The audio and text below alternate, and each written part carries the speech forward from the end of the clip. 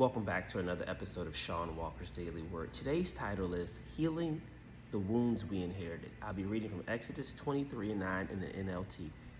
Do not oppress a foreigner.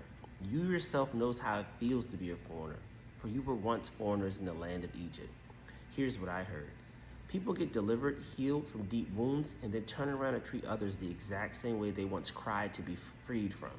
We live in a culture that believes that the next generation can only learn through the same hell we endured.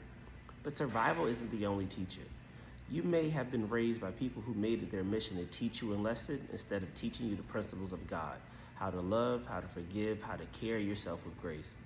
I grew up hearing, act like you got some home training. The truth is, home was never a place of training. It was never a place of comfort, love, security. It was a battlefield. We keep demanding people to act a certain way, expecting a standard they've never been taught or shown. You hated being yelled at, so all you do is yell at people. You resented not having help, yet you sit back and watch others struggle daily. The very thing you despise now, you project on people. Just because you went through something didn't mean you grew through it. Too many bitter, hurt people are masking pain as wisdom and calling it experience. But why force the next generation to start at the bottom? If it took you a lifetime to get the little bit of you got, why make your kid go through the same thing? If your life was so stressful, why stress them out? If I almost drowned learning how to swim, why would I risk throwing you in water, hoping you can survive? Not everyone is built the same.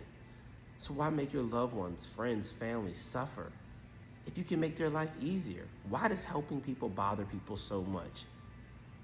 Tomorrow isn't promised. Faith is now. Compassion is lacking. Everything has become about power and control. You know how it feels to be betrayed, neglected, misunderstood. So why do you keep doing that to others, especially those close to you? They say if I knew better, I'd do better. But even once someone knows better, it takes practice and patience. It's not easy breaking bad habits, beliefs, and generational change. You're so tired of repeating yourself, but how many times did somebody have to repeat themselves until you got it?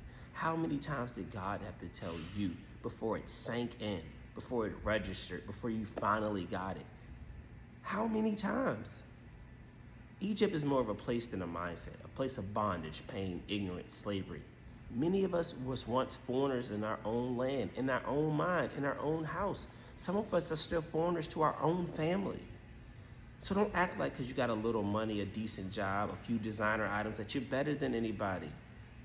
Yes, the Bible says, remember not the former things, but God never said, forget your shortcomings and what you've been through. Be kind to people, spread love, and most importantly, share the grace of God. I hope this message encouraged you.